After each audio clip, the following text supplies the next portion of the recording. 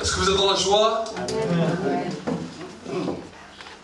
Bonjour à tous et à tous que je n'ai pas encore vus. Que la paix du Seigneur soit sur vous. Amen. Je vous encourage à venir encore dimanche. Dimanche, nous aurons un culte spécial dans lequel nous allons parler sur l'évolution du croyant. Et je vous encourage à tous d'être là. Vraiment, nous nous attendons à des grandes choses de la part du Seigneur. Et dimanche, c'est ton rendez-vous. Amen. Dis à ton frère, dis à ta soeur, aujourd'hui et dimanche, c'est mon rendez-vous. Amen. Je vous donne déjà ce rendez-vous pour dimanche, parce que ça sera quelque chose d'important dans ta vie spirituelle. Et tu vas voir que ça va être un tremplin. Amen. Nous allons prier pour le temps de la parole. Et que vraiment, pendant ce temps de la parole, ton cœur puisse être vraiment saisi par le Seigneur, saisi par la pensée du Seigneur. Saint-Esprit, je veux réellement te bénir et t'exalter pour ta présence. Je veux réellement te glorifier et t'exalter, Seigneur, parce que tu es là. Je te remercie vraiment pour ces instants dans la louange où nous avons encore expérimenté ta gloire. Et Saint-Esprit, je te demande encore de venir avec moi pendant ces instants. Saint-Esprit, que nous puissions reconnaître dans ce lieu, sur le net, dans ce village, dans ce pays, dans cette nation, que tu es Dieu et que je suis ton serviteur. Saint-Esprit, je te demande de venir prêcher avec moi maintenant. Je te demande de ne pas regarder sur ma propre faiblesse, mais de te souvenir de l'alliance que tu as donnée avec les pères, de l'alliance que tu as donnée à Abraham, de l'alliance que tu as donnée à Isaac, de l'alliance que tu as donnée à Jacob et de l'alliance que tu as donnée à l'Église à travers Jésus-Christ. Merci que c'est toi qui accompagnes cette parole par des signes, par des prodiges et par des miracles. Nous te bénissons. Seigneur, je paralyse, je déstabilise maintenant toute œuvre satanique, démoniaque et sorcellerie. Tout ce que l'ennemi a voulu conspirer, je le paralyse maintenant et je le brise maintenant. Je détruis toute cette autorité maintenant dans le monde visible et invisible. Et je commence à déclarer que le royaume de Dieu, le royaume de lumière commence à s'instaurer maintenant. Merci pour la présence des anges, des archanges, des séraphins, des chérubins qui sont libérés maintenant dans ce moment, dans le nom de Jésus. Amen. Amen. Amen. Amen. Acclamons pour le Seigneur. Amen. Est-ce que vous avez faim ce soir? Est-ce que vous avez faim? Alors je vais vous expliquer une règle spirituelle. Quand nous prêchons l'évangile, la Bible nous dit que l'évangile que nous prêchons, c'est la parole de Dieu. Amen. Et Jésus a dit dans la parole, l'homme ne vivra pas de pain seulement, mais de toute parole qui sort de la bouche de Dieu. Amen. Amen. Donc si quand tu entends le message de l'évangile, le message de la parole, cette parole commence à te toucher, tu sens que cette parole commence à faire quelque chose en toi, alors dis un Amen bien fort. Ça veut dire qu'il en soit ainsi dans ma vie. Amen. Amen. Ça, beaucoup de gens ne comprennent pas. Des fois la parole est là. La parole vous bouleverse. La parole fait quelque chose à l'intérieur de vous. Mais parce que vous ne dites pas Amen, cette parole ne peut pas entrer et accomplir ce qu'elle doit accomplir dans vos vies. Est-ce que vous saisissez? Donc, quand tu entends cette parole te bouleverse. C'est comme si maintenant l'ange de l'Éternel est devant ta porte, la porte de ton cœur, et il te dit cette parole est pour toi. Est-ce que tu l'acceptes? C'est ça qui te saisit comme ça. C'est ça qui te bouleverse comme ça. Quand tu dis un Amen bien fort, alors tu vas voir que cette parole, l'ange de l'Éternel, va venir la déposer dans ta vie, et cela ne reviendra pas à Dieu avant d'avoir accompli et fait et exécuté tous ses desseins. Amen. Amen. Je vous l'ai dit, mais vous avez encore du mal. Amen. Amen. Est-ce que tu crois que la parole de Dieu peut accomplir un effet dans ta vie? Amen. Amen. Amen. Alors voilà, nous aimons ça. Vous savez, même quand vous voyez un serveur dans les restaurants, il t'amène toujours quelque chose. Tu vas l'appeler, tu vas lever la main, tu vas lui dire, monsieur, j'ai besoin de ça. Amène le service. Amen. Amen. Et quand on dit Amen, c'est-à-dire qu'il en soit ainsi dans ma vie. Amen. Qu'il en soit ainsi dans ta vie ce soir et que cette parole devienne un feu dans ta vie. C'est ça la déclaration de l'évangile. Amen. La Bible nous dit que l'évangile n'est pas simplement une parole qui vient sans nous faire d'effet. Mais la Bible nous dit que l'évangile est une puissance pour le salut de quiconque croit. Amen. Amen. Quand je crois que l'évangile, elle devient la puissance pour mon propre salut, alors l'évangile devient une dynamite dans ma vie. Je ne peux pas rester insensible à la parole de Dieu. Parce que la Bible nous dit que les éléments naturels, les éléments que tu as pu voir, le soleil, la mer, les étoiles, les montagnes, n'ont pas resté insensibles à la parole de Dieu. La Bible nous dit que quand Dieu a dit à la montagne qui n'existe pas, forme-toi du néant, sors de sous la terre et deviens grand et majestueux, cette montagne n'est pas restée sans effet, elle a commencé à pousser et elle est devenue magnifique. Quand le soleil, qui n'avait même pas de lumière, une étoile sans lumière, une étoile du néant, Dieu lui a dit que la lumière soit. Et à cause de cette parole, le soleil a commencé à briller et la lumière fut. Et Dieu est des fois étonné quand la même chose, il essaie de dire à l'homme. Il essaie de parler à l'homme et l'homme reste insensible à sa parole. Dieu est étonné. Il se dit comment des éléments qui n'existaient pas, qui n'avaient aucun aspect physique ont pu m'écouter. Et l'homme que j'ai créé à mon image et à ma ressemblance reste tellement insensible à ma parole. C'était la question que Jésus se posait.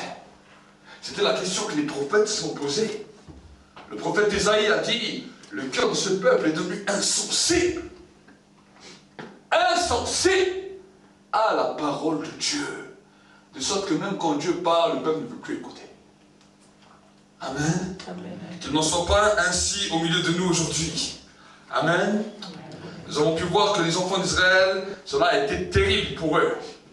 Ils ont passé par des situations terribles parce qu'ils n'ont pas su reconnaître et accepter la parole de Dieu dans leur vie. Amen. Pour nous-mêmes, qu'il n'en soit pas ainsi. Que cela puisse nous servir d'exemple et que jour après jour nous disons, Seigneur, je ne vis pas de simplement le pain, mais je vis aussi de ta parole qui me donne la vie et qui me donne toute la providence. Amen. Donc aujourd'hui, j'aimerais parler avec vous d'un sujet que j'avais un petit peu commencé dimanche, que j'ai prêché aussi hier à Kems. Et aujourd'hui, j'aimerais vous parler des 3 dimensions de foi. Nous avons vu ensemble, mardi dernier, combien il était important de comprendre qui est Dieu et d'entrer dans une dimension d'adoration avant de pouvoir expérimenter les autres choses que Dieu veut pour nous. Amen. Mais maintenant, nous allons voir comment la foi, nous pouvons la mettre en pratique et nous allons voir que quand nous lisons la Bible, la foi se démontre en 3 parties. Il y a 3 dimensions de foi, il y a 3 niveaux de foi et ces 3 niveaux de foi, on ne doit pas les confondre. Amen. Pourquoi? Parce que quand nous avançons avec Dieu, nous allons voir que chaque sorte de foi amène une nouvelle dimension et une nouvelle compréhension des Écritures dans notre vie. Et la première dimension de la foi que j'aimerais voir avec vous, j'aimerais vous encourager à ouvrir votre Bible dans le livre de Hébreux 11. Ce verset qui nous parle du panthéon de la foi, ce verset qui nous parle des hommes qui ont impacté notre vie à travers la foi. Et nous allons voir ensemble ce que la Bible nous dit. La Bible nous dit, or la foi, c'est l'assurance des choses qu'on espère, la démonstration de celles qu'on ne voit pas. C'est à cause d'elle que les anciens ont reçu un bon témoignage. C'est par la foi que nous comprenons que le monde a été formé par la parole de Dieu, de sorte que ce qu'on voit ne provient pas de ce qui est visible. Dans le verset 6, il nous est dit, « Or, sans la foi, il est impossible de lui plaire. Celui qui s'approche de Dieu doit croire qu'il existe et qu'il est le rémunérateur de ceux qui le cherchent. » Amen. Voilà la première des dimensions de foi que le Seigneur a mis sur notre route pour, je vais appeler cela, la foi de la recherche. Amen. La foi de la recherche. Pourquoi je dis la foi de la recherche? Parce que comme je l'ai expliqué dans les différents cultes, ce n'est pas parce qu'on a prié 1 heure ou 2 heures que nous avons été pendant 2 heures dans la présence de Dieu. Dans ta prière, il y a un temps où tu recherches la présence et il y a un temps où tu entres dans la présence. Et comme je l'ai expliqué déjà la semaine dernière, beaucoup d'hommes et de femmes sont frustrés parce qu'ils viennent à Dieu avec toutes sortes de prières, toutes sortes de demandes. Ils adressent ces prières mais n'entrent jamais dans la présence de Dieu. Et parce qu'ils n'entrent jamais dans la présence de Dieu, ils vont être frustrés parce que leurs prières ne seront pas exaucées. Alors j'ai expliqué que pour que nous puissions d'abord expérimenter l'exaucement de prière, nous devons d'abord entrer dans la présence de Dieu. Amen. Et j'ai donné un exemple tout simple. J'ai dit, imagine une personne qui prie maintenant 60 minutes, 1 heure. Pendant 40 minutes, la présence de Dieu n'est pas là. Tu continues à prier, tu ne ressens pas la présence de Dieu. Mais tout d'un coup, après 40 minutes, tu as l'impression que le ciel s'ouvre et que la présence de Dieu commence à descendre. Tu as passé 60 minutes, mais le réel temps effectif que tu as passé dans la présence de Dieu ne s'est que trouvé être 20 minutes. Est-ce que vous savez? Parce que les 40 minutes, tu n'étais pas dans sa présence. Tu étais à la recherche de sa présence. Et je l'ai expliqué, c'est pour cela que j'ai donné les CD Notre Père, pour que les gens puissent arriver à entrer maintenant dans la dimension où la présence de Dieu règne. Amen. Nous énumérons, nous commençons à confesser nos péchés, nous déclarons le sang de Jésus, nous entrons dans une dimension jusqu'à que maintenant nous invitons la présence de Dieu à venir, et simplement à partir de ce moment-là, on est dans la présence de Dieu. Amen. Et l'apôtre Paul le savait, c'est pour cela que quand il écrit à l'église d'Hébreux, il leur dira que voilà, maintenant regardez, or la foi, c'est l'assurance des choses qu'on espère, une démonstration de celles qu'on ne voit pas. C'est à cause d'elle que les anciens ont reçu un bon témoignage. C'est par la foi que nous comprenons que le monde a été formé par la parole de Dieu, de sorte que ce qu'on voit ne provient pas de ce qui est visible. Ce que tu vois, tout ce monde matériel, physique, même toi-même, que tu vois, il faut que tu saches une chose. Cela n'a pas été provoqué par ce que tu vois, mais cela a été provoqué par l'invisible. Et l'invisible, c'est Dieu. Amen. Ça, c'est quelque chose qui doit être ancré en toi.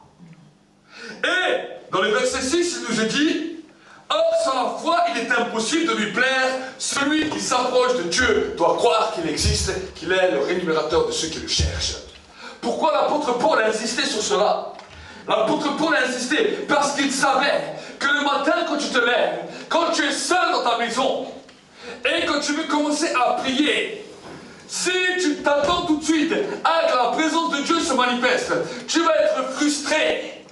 Et c'est cela qui arrête souvent les gens. C'est cela qui a arrêté beaucoup de croyants. Parce qu'ils se disent, ah, peut-être que Dieu ne veut pas que je prie. Je ne sens pas la présence de Dieu, je dois attendre d'être conduit. Alors on nous a sorti des slogans, il faut que tu pries quand tu es conduit. Quand tu n'es pas conduit, alors maintenant tu ne pries pas. Mais c'est pas ce que la Bible nous dit. La Bible nous dit que nous devons nous approcher du trône de la grâce avec assurance afin d'être secourus dans le moment où nous en avons besoin. Ça, c'est ce que tu dois dire à ton âme. quand le matin tu commences à prier, et quand tu commences à prier, tu dis merci Seigneur, tu commences à faire un chant, 2 chants, et au bout d'un moment, tu as fait 2 chants, tu es tellement découragé, tu es tellement démotivé, parce que tu n'as pas encore ressenti la présence de Dieu, parce que tu n'as pas encore expérimenté quelque chose de surnaturel dans ta vie, alors tu commences à penser, tu dis peut-être que Dieu aujourd'hui, il ne veut pas vraiment dimanche ou mardi, quand je vais à l'église, au moins là je vais sentir la présence de Dieu, et toute la semaine tu passes sans prier, parce que ton âme te raconte toutes sortes de choses qui sont inspirées par les pensées de Satan pour t'éloigner du plan de Dieu. Amen. Donc, voici le premier niveau de la foi, que tu sens la présence de Dieu, ou que tu ne la sens pas. Tu dis, Seigneur, tu as dit que si je ne crois pas que tu existes, si je ne crois pas que tu as créé le ciel, la terre et tout ce qui se trouve, je ne peux pas te plaire. Alors maintenant, ce matin, ce soir, je viens dans ta présence et je te dis, Seigneur, que je crois que tu existes. Je le redis à mon âme, je crois que tu existes et que tu es mon rémunérateur. Amen. Vous savez, ce genre de foi, il n'y a pas simplement les gens qui sont nés de nouveau qui peuvent l'avoir. J'ai pu voir des gens qui n'étaient pas chrétiens, qui avaient plus de foi que les chrétiens, parce qu'eux, ils savaient que Dieu existait. Et j'ai vu des chrétiens qui étaient remplis du Saint-Esprit, qui parlaient en langue, qui avaient encore des doutes par rapport à l'existence de Dieu. Est-ce que vous saisissez? Il y a des gens qui n'ont pas encore eu la révélation de qui est Jésus, mais qui, dans leur cœur, dans leur être tout entier, ils savent que Dieu existe. Amen. Même s'ils ne pratiquent pas la même religion que toi, et à cause de cette assurance qu'ils ont, ils commencent à plaire à Dieu. Amen.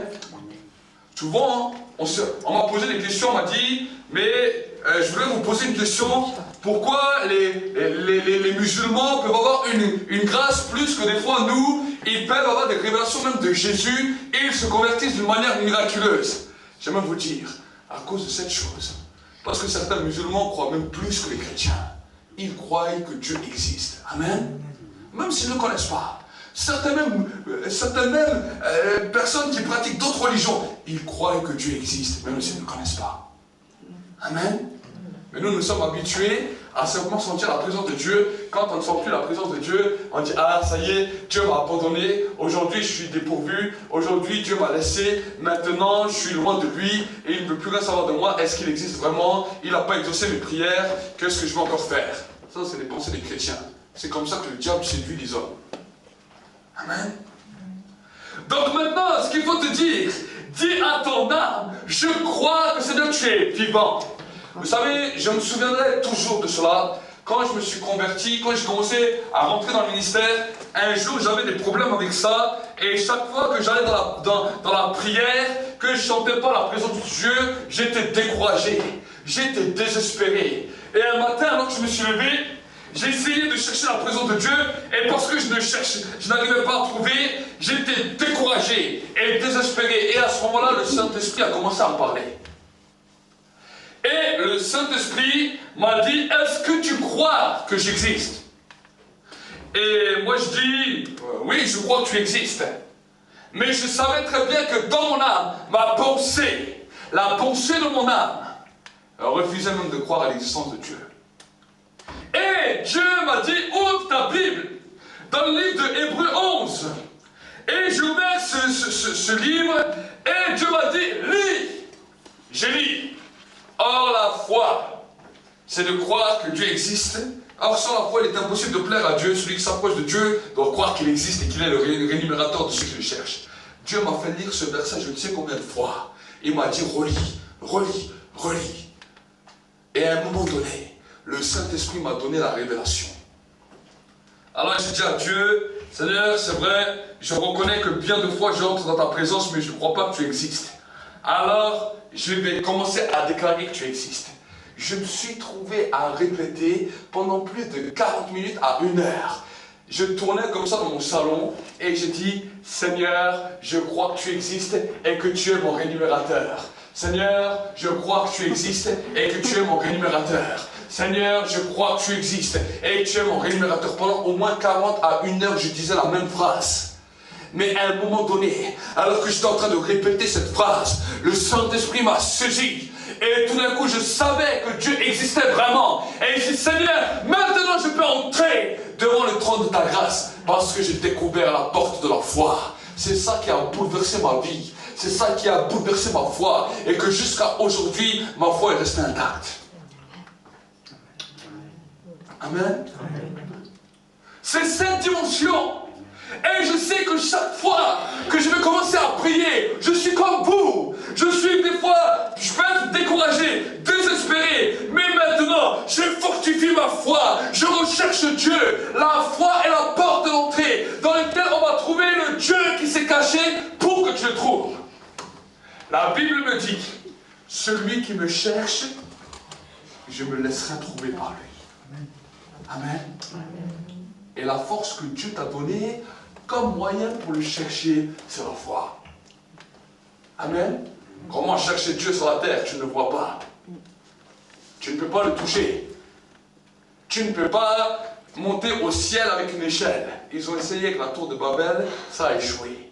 Ils ont essayé de monter sur la lune, ils n'ont pas trouvé. Mais Dieu a laissé à l'homme un moyen pour pouvoir accéder à sa présence. Et ce moyen, c'est la foi. Amen. C'est le premier niveau. Si cela tu l'oublies, tu seras toujours un chrétien désespéré, tu seras toujours un chrétien découragé et tu ne pourras pas avancer. Amen. Ça, c'est le premier niveau. Je ne te dis pas d'avoir foi aux guérisons. Je ne te dis pas d'avoir foi au miracle. Je te demande d'avoir foi en Dieu, au Dieu du miracle, au Dieu de la guérison.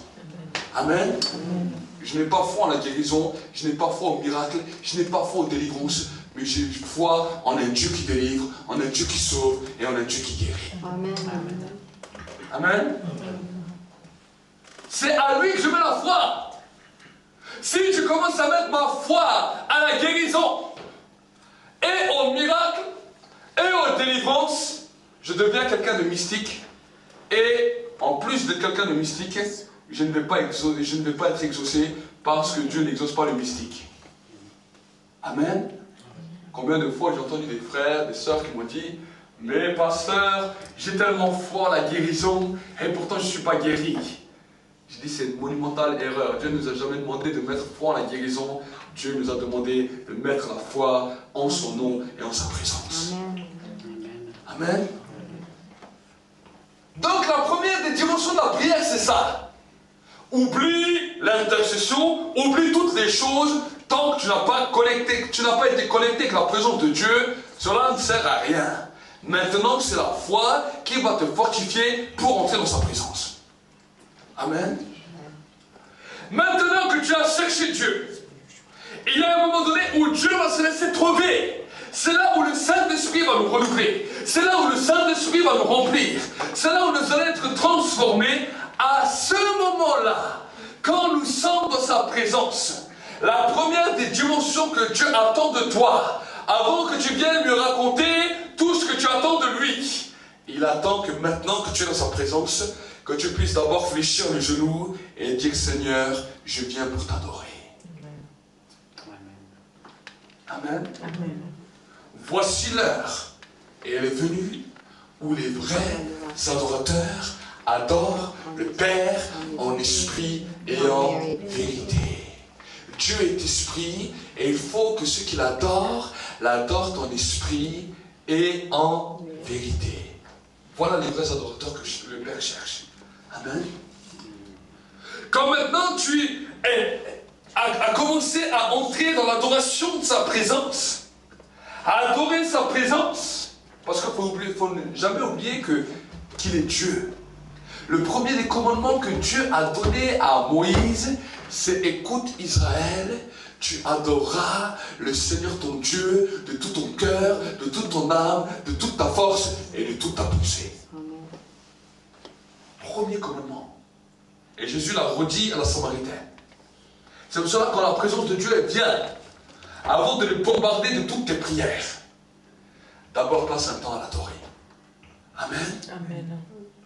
Quand maintenant tu l'as adoré, et quand tu sens maintenant dans l'esprit qu'un quelque chose de nouveau se produit, que la paix est venue, que la joie de Dieu est là, que l'amour de Dieu est là, tu n'as pas besoin de beaucoup de foi pour demander une prière. Il a dit, si tu as de la foi, comme un grain de sénévé, comme un grain de moutarde, tu diras à cette montagne, jette-toi dans la mer et elle t'obéira. Ça, c'est la deuxième dimension de la foi. Quand la présence de Dieu est là, la première foi est la foi de la percée. La deuxième foi est une foi de demande. Et cette foi est toute petite. Parce que tu te sens tellement petit, mon Dieu.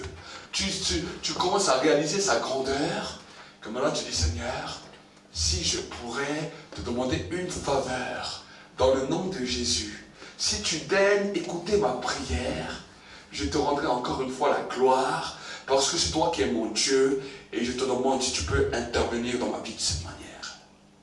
Amen. Si tu es malade, parce que tu es dans la présence de Dieu, tu as le droit de faire comme la femme qui était atteinte d'une perte de sang, et qui dit, Seigneur, si seulement je touche ton manteau, je serai guéri. Seigneur, ta présence est là. Maintenant, même si je ne te vois pas, je sens ta présence, elle est là partout. Mais à cause de ta présence, je touche ta présence. Et en touchant ta présence, je reçois mon miracle, je reçois ma guérison. Amen. Amen. Alors peut-être tu vas me dire, mais pasteur, si je sens cette présence, si je ne suis pas guéri, si je n'ai pas reçu ce que j'ai demandé, alors le lendemain tu retournes et tu dis, Seigneur, je continue. Je ne veux pas m'enflammer contre toi.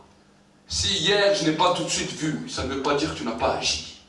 Je sais que tu as agi, mais aujourd'hui tu vas agir encore plus puissamment, où tu vas fortifier ma foi et je vais croire. Amen.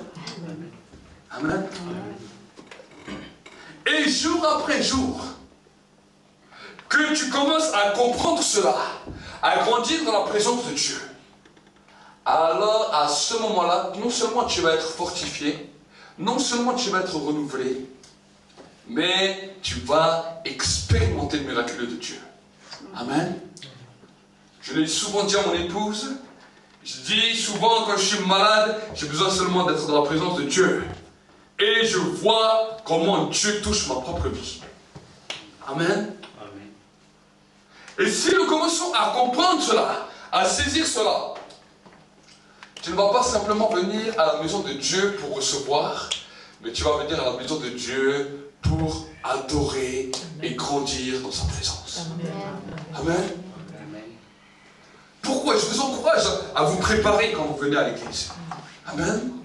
De la même manière que tu te prépares, tu t'habilles, tu prends ta douche, tu te coiffes, tu mets du parfum, tu mets toutes sortes de choses. Prépare-toi à venir à la rencontre de ton Dieu. Amen. Et tu vas voir que les bénéfices qui vont être dus à sa présence, parce que tu t'es préparé, pour avoir une plus grande impact et une plus grande influence sur ta vie, et ça va te bouleverser totalement. Amen. Amen. Et ensuite, quand tu es arrivé à ce niveau, après, si tu as à cœur d'autres choses, là, tu peux passer un temps où tu peux intercéder. Tu vas voir que tu vas prendre 2 fois moins de temps dans ton intercession, mais tu auras beaucoup plus de résultats qu'avant. Amen. Amen. Avant de vouloir prier pour le monde, cherche la présence de Dieu. Et quand la présence de Dieu est là, tu n'as pas besoin de prier 50 000 fois pour le monde, parce que Dieu a déjà exaucé la prière. Amen. Quand tu t'approches de Dieu, ferme ta porte et prie ton Père qui est là, dans le lieu secret. Et la Bible nous dit, ton Père qui le voit, va te le rendre. Amen. Ça c'est des secrets. Ça c'est des clés. Maintenant vous avez vu les 2 sortes de foi. La première qui est la foi de la recherche. La deuxième foi est la foi de l'exaucement. La foi de l'exaucement peut être très petite. Elle n'a pas besoin d'être grande. Mais elle a besoin d'être dite dans la présence de Dieu. Souvent les gens me disent, mais comment avoir une plus grande foi? Ce n'est pas la question d'avoir la plus grande foi. Il faut déjà croire que Dieu existe. Quand Dieu existe, tu perds dans sa présence. Quand tu as percé dans sa présence, tu n'as pas besoin d'avoir une grande foi. Une toute petite suffit. Amen. Une toute petite suffit.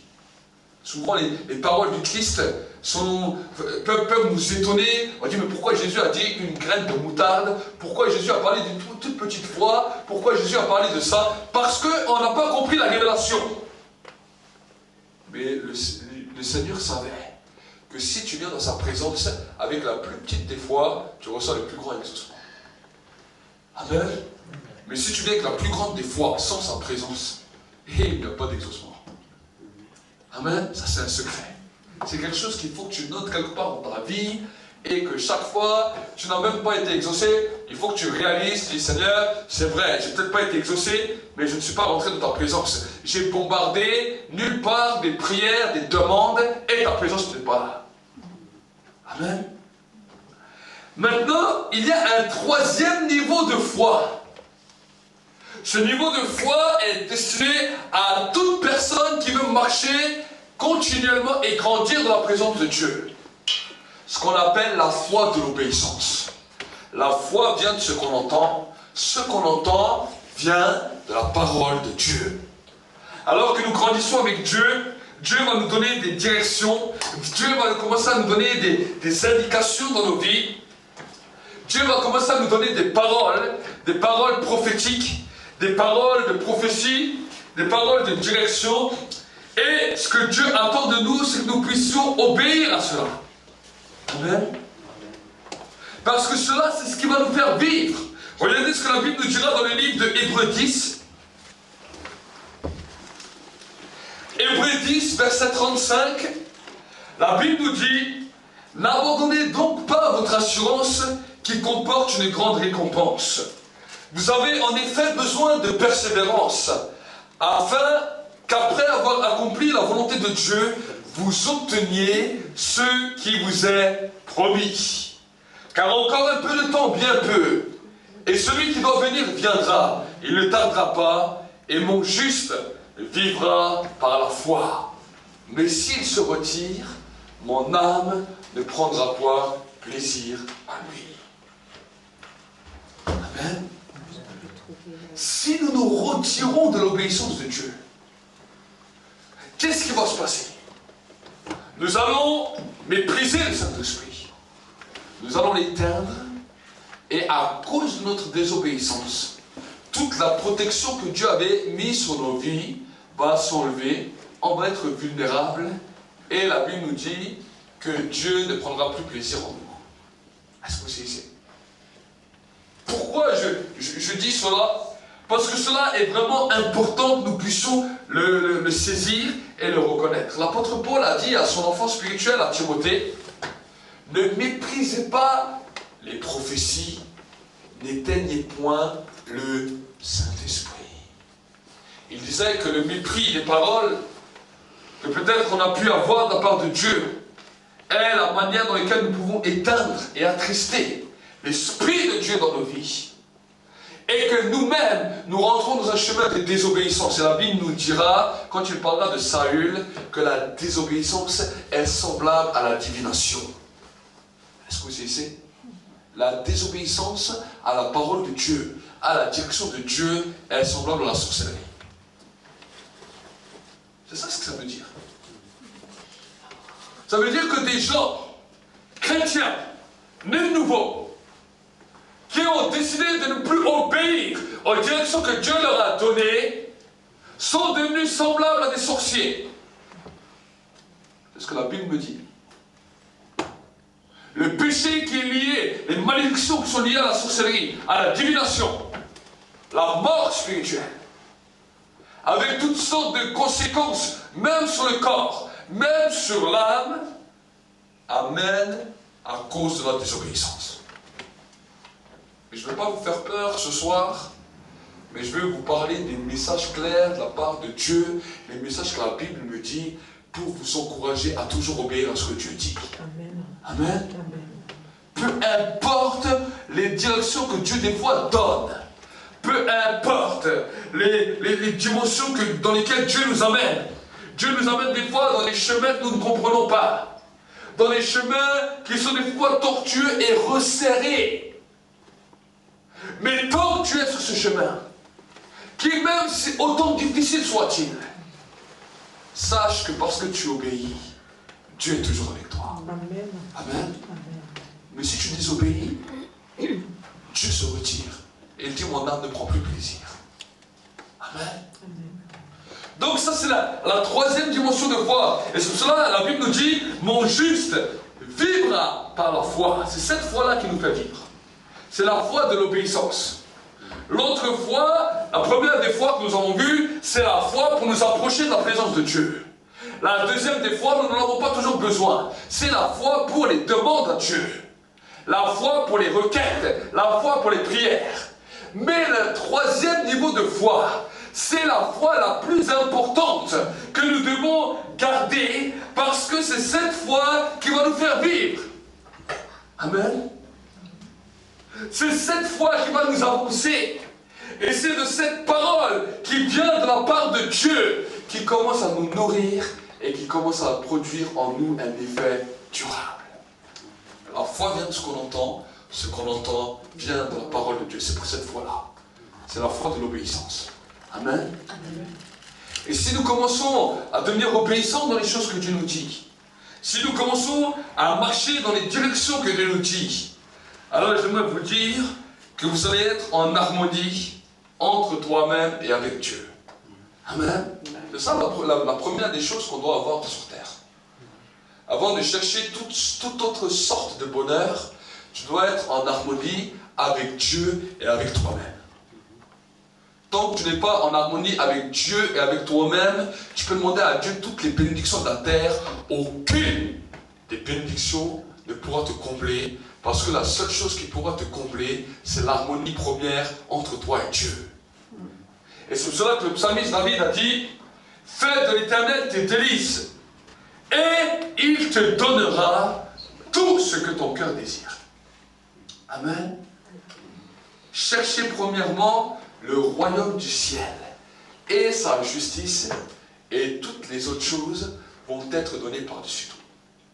Si tu essayes de pratiquer une foi autre que celle-là, alors mon ami, tu ne pratiques pas la foi que Dieu demande, mais tu pratiques un acte religieux.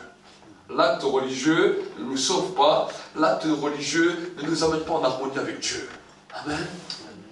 Mais c'est la foi, l'obéissance à ce que Dieu nous dit, qui nous amène en harmonie avec lui. Amen. Alors peut-être que tu vas me dire, mais si Dieu ne m'a pas donné de direction, j'aimerais te dire que la parole entière est pleine de direction de Dieu. De la Genèse à l'Apocalypse, nous avons déjà des choses que Dieu nous a écrites. Amen. Et en plus de ces choses qu'il nous a écrites, le Saint-Esprit est là non seulement pour nous les confirmer, mais il est là aussi pour nous apprendre à obéir aux simples directions que Dieu nous donne dans toutes nos vies. Amen. Amen. Et quand nous commençons à comprendre cela, vos vies ne seront plus jamais les mêmes. Amen. Vos vies ne seront plus jamais les mêmes. Avec du succès ou moins de succès, l'harmonie qui sera dans ton cœur, personne ne pourra enlever ça. Amen. Mais si ton cœur est dans le désarroi, même avec toutes les bénédictions du monde, tu ne pourras plus rien faire. Regardez les stars hollywoodiennes, regardez ce qui se passe avec tous les personnages qui sont riches, qui ont rempli nos écrans télévisés. Ils ont tout pour réussir, ils ont tout humainement pour être heureux, et pourtant quand on commence à regarder leur vie, on voit qu'ils sont encore plus malheureux que toi et moi.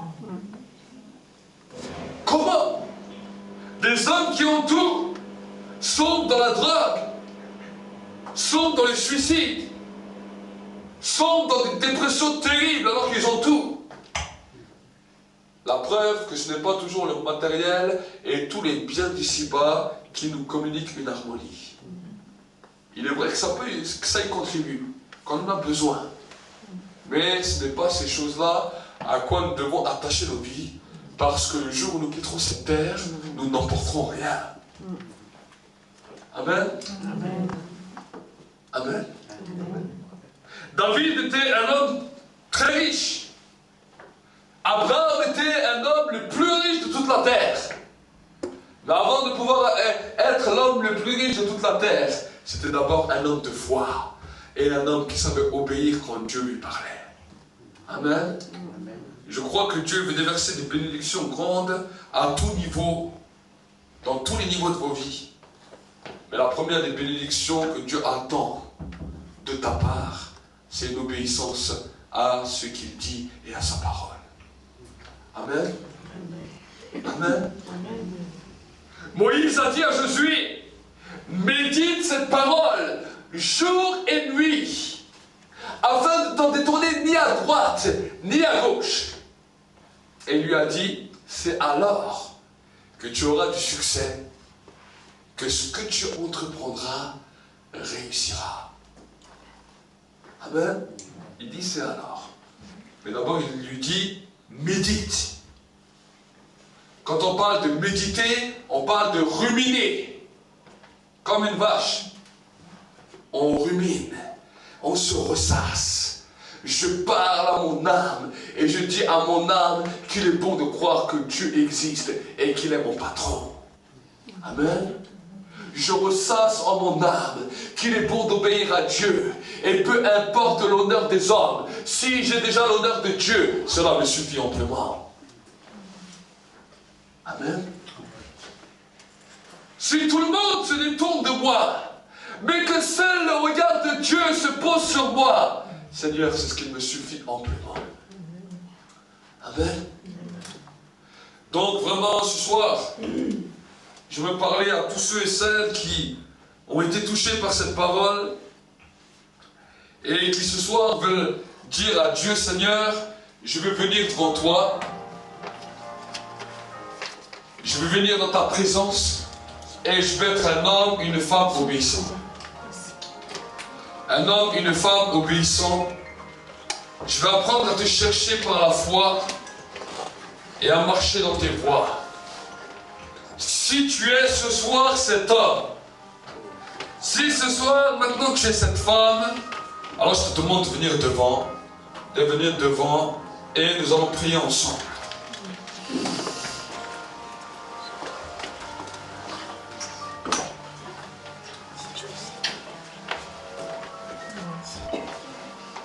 Un peu avancé encore là. Avancez par là. Venez. Voilà. Tu as décidé ce soir de devenir un homme, une femme obéissant à la parole de Dieu. Un homme, une femme qui veut marcher dans la foi. Alors je te demande de faire avec moi cette prière et dire, Père de gloire, ce soir, je viens devant toi, tel que je suis. Je te demande pardon toutes les fois où j'ai été désobéissant. Toutes les fois où j'étais loin de toi. Toutes les fois où je me suis rebellé. Parce que je n'ai pas vu mes exaucements de prière. Parce que je n'ai pas compris ce que tu m'as dit. Ce soir, je te demande grâce. Et je te demande de changer mon cœur. De visiter ma vie. Afin que maintenant, je devienne une nouvelle personne. Je devienne un être nouveau. Transformé par ton esprit. Seigneur, ce soir est mon jour du changement. Et je déclare ta présence, que c'est ta présence qui va faire de moi la personne la plus heureuse dans la terre. Seigneur, je te remercie et je t'exalte pour ta présence. Au nom de Jésus. Amen. J'aimerais vous demander de vous lever les mains, de fermer les yeux. Et dire, Seigneur, je reçois le renouvellement de ta grâce. Je reçois le renouvellement de ta présence. Maintenant je vais prier. Vous au sommet simplement. Seigneur, je te bénis, je te rends grâce, non seulement pour l'Église, mais aussi pour tous ceux et celles qui vont regarder cette vidéo. Je te demande maintenant, Seigneur, une visitation spéciale. Que tu donnes un cœur obéissant. Seigneur, je te demande maintenant de donner un cœur obéissant dans ta parole. Et que leur foi soit fondée sur la parole de Dieu. Seigneur, mon Dieu, mon roi, tout ce qui était attrait à la religiosité, tout ce qui venait, Seigneur, perturber leur foi, afin qu'ils ne puissent pas saisir les dimensions de ta grâce, que cela soit brisé maintenant, dans le nom de Jésus. Seigneur, je te demande qu'à partir d'aujourd'hui, leur foi soit ferme. Comme tu as dit à Pierre et aux apôtres, le diable a voulu vous cribler comme le froment. Mais j'ai prié afin que votre foi ne défaille point. Seigneur, je prie pour ton peuple maintenant, que leur foi ne défaille point. Et je te remercie. Dans le nom de Jésus-Christ. Dans le nom de Jésus-Christ. Amen.